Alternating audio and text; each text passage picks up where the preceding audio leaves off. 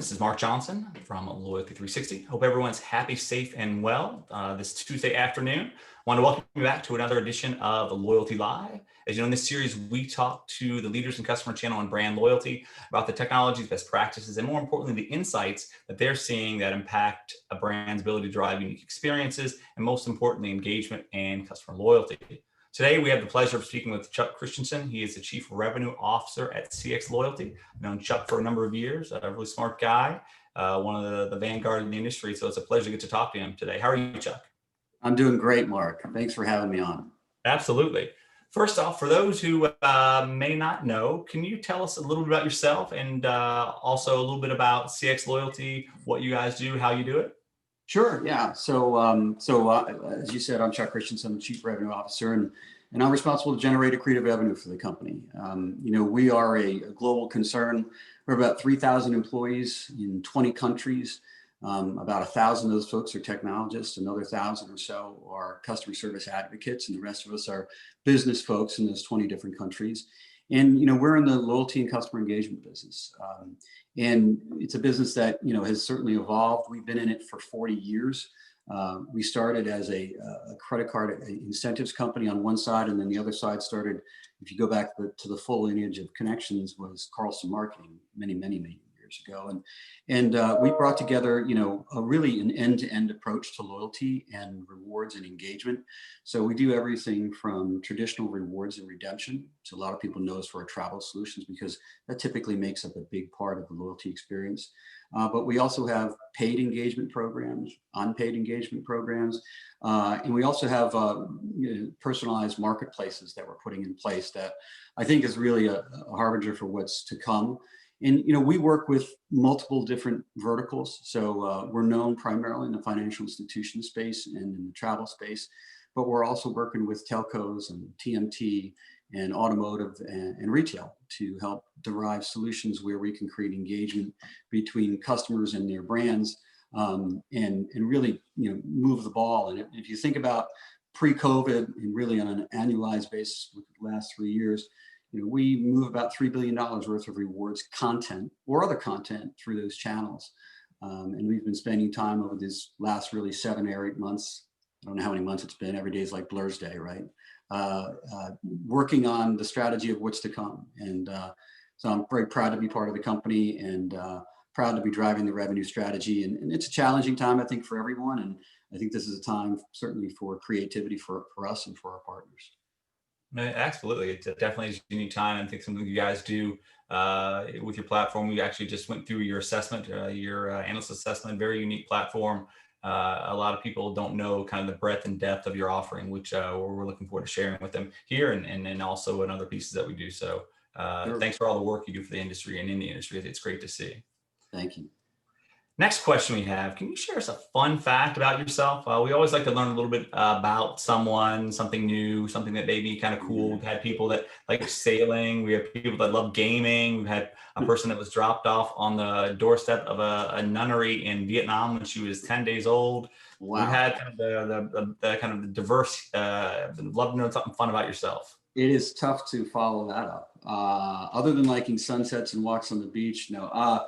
So I guess the most fun fact about me is I always wanted to be an actor, and so I've appeared in in a few extremely low budget commercials locally, and on one episode of the cable show The Haunting, which you probably haven't heard of, but they've been on for 8 seasons. So for 5 minutes of really low budget fame, that's probably the funnest fact about me. There you go. That's fun. That's great. I was an extra in Little Man Tate. It was still at Miami University. And I was an extra. I was one of the. I had a small speaking part. I was one of the dudes that got auctioned off. But that's as far as I have. That's great. That's great. That's bigger than the budget of the one I was in for sure. Your company. I think you talked about a little bit. Can you give us a little more about kind of what you do, how you do, what industries you focus on? It'd be great to know kind of where you guys focus and what sure. you do. Yeah, so if you look at sort of all of the programs that we manage, we actually manage pieces and parts of over 3,000 programs worldwide. So we have a strategy of both direct selling and selling through partners. So one of the things that I think we're really proud of is we've worked with other loyalty and engagement companies to be able to bolster their offering to customers on some of the biggest programs out there. So we're kind of, in that sense, the brand behind the brand behind the brand. But if you look at, who we serve through those 3,000, most of them obviously are in that small to medium-sized bank and then larger bank category. And those are FIs around the world, companies, you can find these in terms and conditions, but, companies like the Citibanks and the Chases of the world and overseas, the RBS concerns, FIS WorldPay. So some really huge brands. We're lucky enough to work with some of the associations and run, the rewards program for the largest automaker domestically, and are doing some really cool things with the telco industry. We're doing a program with Vodafone in the UK that I think is really a paradigm for what we're able to do. So as I said, there's kind of, 4 different areas of our business: traditional loyalty, rewards and redemption, paid or subscription loyalty, which is, think about, Amazon is a paid program. At the end of the day, that's really what it is. And then personalized engagement platforms. And what I mean by that is today, all of us probably are members of programs where they have an offers marketplace, right? Whether it's an airline, whether it's a bank, whether it's a hotelier, whether it's another type brand. And those particular programs haven't necessarily moved the meter, right? A lot of great offerings out there, a lot of really cool things, but I think they've suffered from a lack of personalization. So where we've made some very serious investments over the last few years is taking the concept of both redemptive offers, earning offers, and always on offers, and being able to put those all into a consolidated platform, which we call CX Interact. And what that does is it takes all of that content and it makes it intelligent. And we do that through a variety of different ways, but content intelligence and customer intelligence, the confluence of those two things in the right moment is key. And I'll give you an example, and this is through a partnership we do with FIS, which, as you know, is the largest fintech company in the world, having purchased WorldPay last year. They have some really terrific technology that they have built through their loyalty ecosystem, and it gives you the ability through CX Interact to be able to, through our technology and their technology, for example, be able to get a discount at pay at the pump as you're driving by and be made aware of that through geolocation and personalized messaging. And so we take, the ability to understand where a customer is, what is attractive to them, and then be able to speak to them in the moment.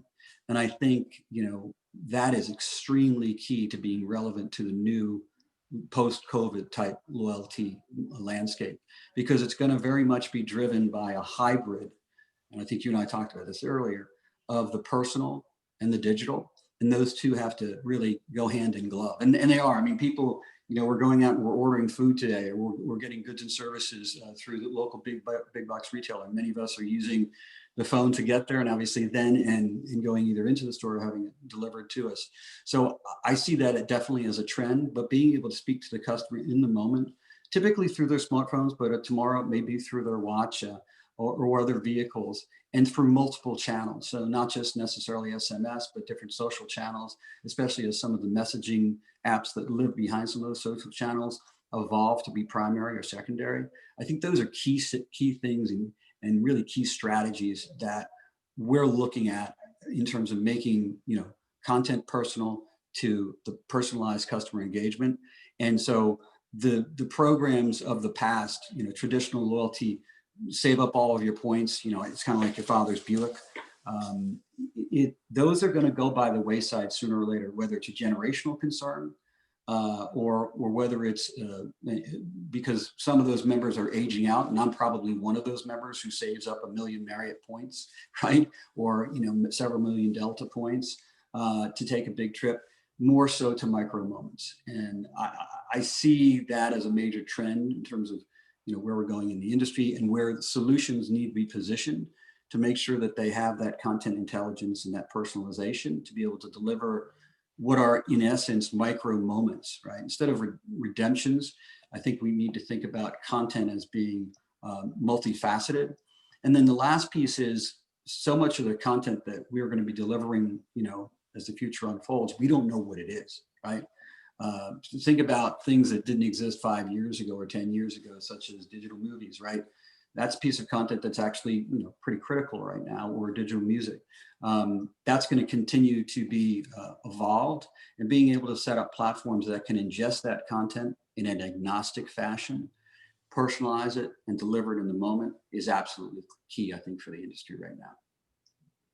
Absolutely. Yeah, you're right. I definitely think there's an evolution, and the brands that can do it well. But most importantly, I think the relationship they have with partners is definitely changing. Either brand partners that they can work with that have similar customers, but also being able to leverage organizations like yourself who have kind of a deep bench and a great deal of intellectual insight into how to truly make these programs more effective.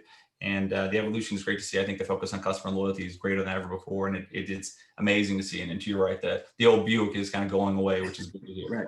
Yeah.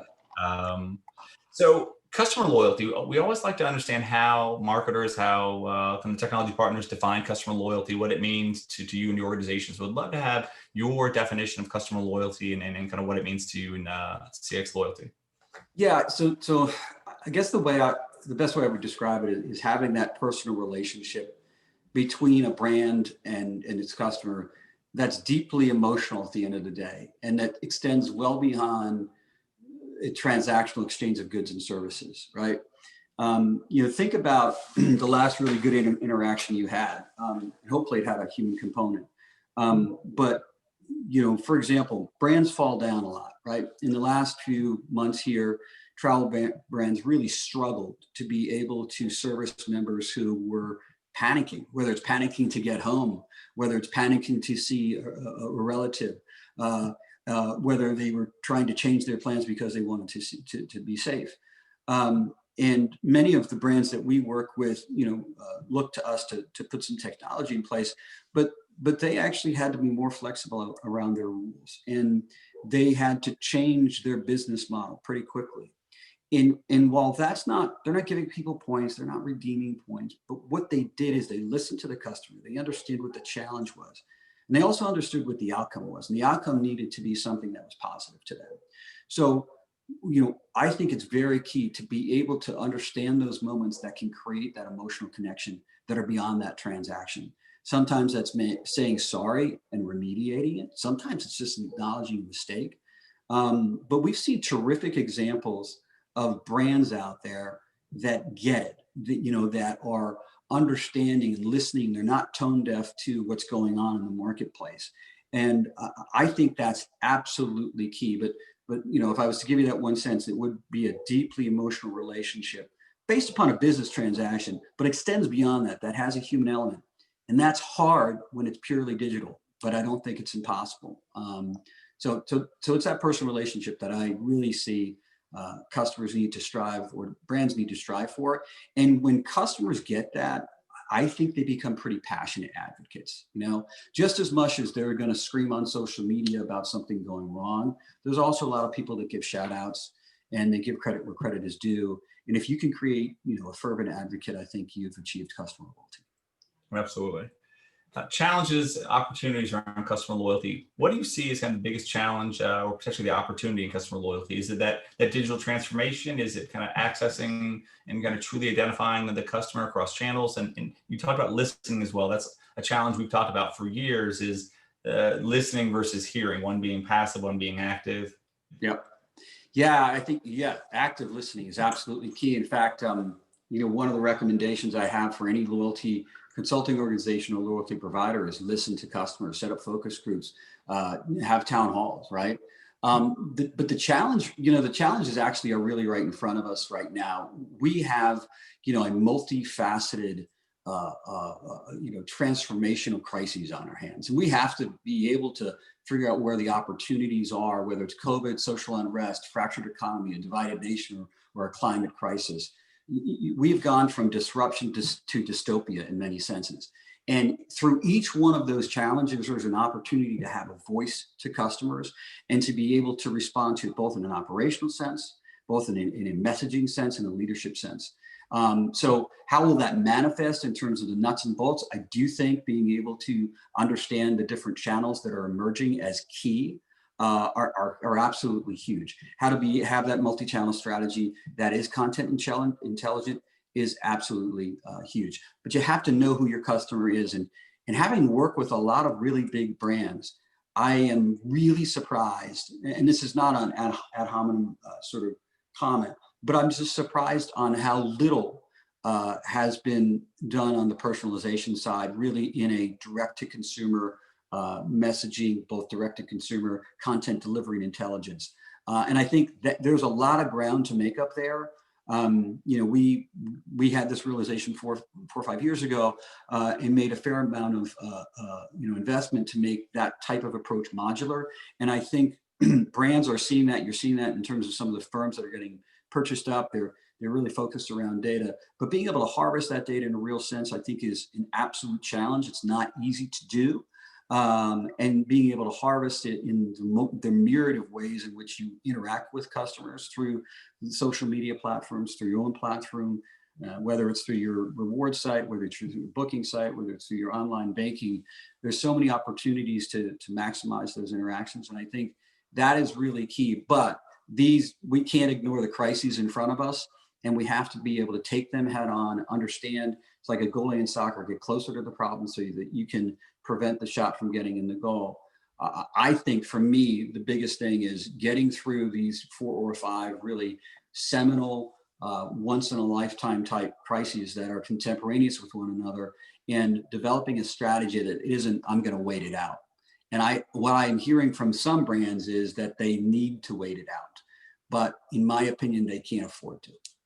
Absolutely. I love the goalie reference. My girls play varsity soccer and play at a pretty high level in club. And I have a crazy goalie mom texting right now. So anyway, so very, very apropos and timely. Anyway, so when you look at the travel industry, obviously you have many clients in the industry. It's been hit hard by the COVID pandemic. Lots of kind of moving parts there with communication, safety. What have you seen kind of the COVID impacts on the clients or brands in your industry? Yeah, so listen, travel as a whole is down, but there's daylight for those who understand where the puck is headed. For example, air, if you look at any of the statistics, air is down well over 50%. In business travel, it's probably down about 75% or so. And so people are driving to hotels, and they're staying in those hotels, and they're taking experiences, whether it's tours, whatever it might be, but they're enjoying them. So they're first of all, there's this, global cabin fever that's going on, right? So, but people are driving, they're staying. So in the travel industry, to use that as a microcosm of analysis, being able to focus and pivot your program is really key.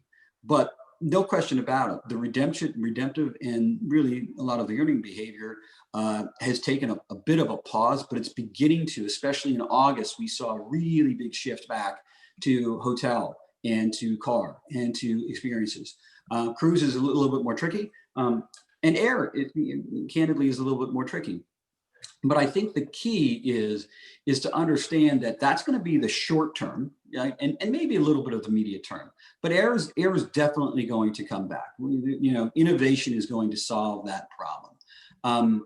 But I think the opportunity that exists is people have to understand the journey of the in between these transactions and figure out how to deliver value there, or the journey that they're willing to take in the travel example, which is, how can you add value to somebody who's going on a drive and stay vacation, right? Along the way that, if you've got personalized content, if you have a platform, you can deliver, whether it's deals on casual dining, whether it's deals on casual entertainment, whether it's deals on digital entertainment, or redemptions or earning opportunities for all of those. I think being able to understand where that in between happens is really important, because it's really, to some extent, your only opportunity, because you can't just push everybody back to your native content. You have to be pushing them back to adjacent content that enhances the value proposition that they have for the customer. So I think that's pretty key. And the brands, as I said, there's some bright spots. I think some of them are really going and driving into the data and saying, okay, what are the trends? And then they're reacting with promotions that speak to those trends really almost on a weekly basis. Absolutely. What you talked about a little bit personalization, make the commitment, look forward, some things that you guys are doing in the organization. What piece of advice would you give to those in the travel industry to kind of adapt to some of these trends that you're seeing? Yeah, so I think stay relevant and don't be tone deaf, right? So deliver value through your currency or membership outside the room of the flight. So for example, and I think Chase has been doing a nice job with this. I think Delta's been doing a nice job. I think Citi have been doing a nice job, and Capital One have been doing a nice job with this, where they've been figuring out other ways where their currency can be used, right? Whether it's through dining or takeout, right? Or whether it's through a Netflix subscription or a Disney subscription. There's a lot of crossover in terms of the experience that they're taking advantage of, or whether it's Uber Eats. I mean, there's the way that we've transacted. We've been eating and entertaining ourselves inside for the last 6-7 months. A lot of them have done a really nice job of either giving bonus points or looking at opportunities to make awareness of deals out there. And I think that's absolutely key. And I think it's the right thing to do. But people still want to fly. People still want to have a vacation. They want a vacation from the crisis. And these brands need to capitalize upon that cabin fever. And there's multiple verticals that they can go in. And those very same verticals need revenue, right? So they're more likely to go out, and whether it's doing a points deal or some other currency-based deal for their content, they're more likely to say, you know what, I can access 30 million members right here, and that's going to capitalize and be able to deliver my content, whatever it might be. So there's win-win-win deals to be had out there. I think you need to be creative around it. And I think the mantra would be, how can I deliver value every day, even if my core product is something that they only do twice or 4 times a year? That's a challenge. It's a really, really, really big challenge, but I think it's also a really big opportunity if you solve it. Absolutely. So as we look to the future, global youth, where do you think their kind of expectations, their perspective on customer loyalty, on brand, where do you see that? I know you guys do a lot of work in that arena. Yeah. So once again, I keep saying intelligent content. And I think it's really important, but anecdotally, I have a 15-year-old female, and they expect everything instantly, right? And that's because they're digital natives, right? They've grown up where information can be brought to them just literally within seconds, and it's still not fast enough. And I think there's something that we can learn from that. And it doesn't necessarily have to be great value that you're delivering, but content of really any sort, whether it's informative content, whether it's value-based content. I call it micro moments. So, if you're a Gen Z, and let's say you're checking into a hotel for the first time, rather than awarding points that first time, maybe what you're going to do is you're going to give them a digital gift certificate to, whether it's a Starbucks or whether it's a local eating dinery, or maybe it is for a digital pass for a Fandango digital movie pass. There's different ways of delivering micro moments or incentives that cost about the same as a point accrual on your balance sheet, that are going to be able to engage those customers more quickly. And I think for them, they are a little bit more transactional. Okay. So having them bank up, millions of points is not necessarily where they're going to go. But they will engage. They will engage if it's there, and their engagement has a rapidity that is probably 100 times as fast as someone of my age, right?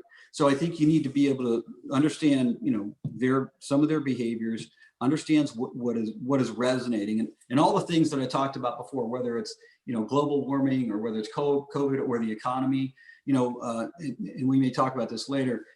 SoFi does a really good job. They're an up and coming financial platform. They do a really good job of delivering value every day in the form of advice, right? And that's micro engagement. Micro engagement is absolutely key. And sometimes it doesn't cost anything other than whatever you have to leverage in order to get that email out, text message out, or your messaging out into a social platform. Absolutely. 5 years from now, where do you think loyalty programs, loyalty strategy, customer experience will evolve to? Where does that end up? I think you're going to see a merging of all of these earning platforms and this typically spend-based programs. And I think they're all going to merge with offers-based platforms. They have to be ambidextrous, right? And they have to be in channels that are in the here and now, right? So, Starbucks does a really good job, although they really always keep bringing you back to their particular brand, but they really do a good job in terms of a multi-channel, diversified micro-moment strategy. But I think the bigger brands that have these huge P&Ls on a yearly basis, where they've got people that have saved up these, these miles or points for many, many years, are going to see a little bit of a run on the bank, but they're going to be able to set the point value so they can probably fund some new initiatives. I think they need to double down on how they bring it all together, because the standard platform that you have to link off to in banking, or link off to in an airline, or link off to in a hotel, I don't think that'll be the case anymore. I think it'll be front and center. Whatever the home screen looks like, and I don't know what the home screen is going to look like, right, in 5 years, it's going to be on the home screen. It's going to be part of that core value proposition. And not only that, it's going to have virtual hands to grab you by the collar and say, here's the offer, or here's the value that we're bringing, and here's an invitation, hopefully elegantly situated to engage with us. And I think that's where it's going to go. I think you're going to see a consolidation of the value that's brought. It's going to have a greater rapidity towards a customer loyalty event or engagement. And it's not going to look like it's looked in the last 15, 20, 25 years. Absolutely. Is there a current trend, new technology or idea that you believe is the most important thing for brands to be focusing on today? Is it personalization? Is it it is personalization coupled with geolocation offerings into micro moments. I mean, if there's one theme of what I think I'm seeing today, is being able to understand that customer, deliver whatever that content is, and be flexible and agnostic as to that content. Don't necessarily be tied to your in-kind content. Make sure that you're looking outside as to complementary content around that in-kind content that you have, and make sure that you're creating an experience that's enveloped, right? And if you can do that through adding micro moments to that bigger redemption or that bigger purchasing opportunity that happens to earn points, good for you. But the more that you can look at almost bundling and packaging that, I think is key. And I mean that both bundling and packaging the content, but bundling and packaging the capabilities of that personalization, of the geolocation. And the more flexible you can be in terms of how that's delivered, I think is key. And from my standpoint, that's where it's going to be, at least for the 2 to 3 years. 5 years is tough to predict out. Who would have predicted where we are today, right? Right.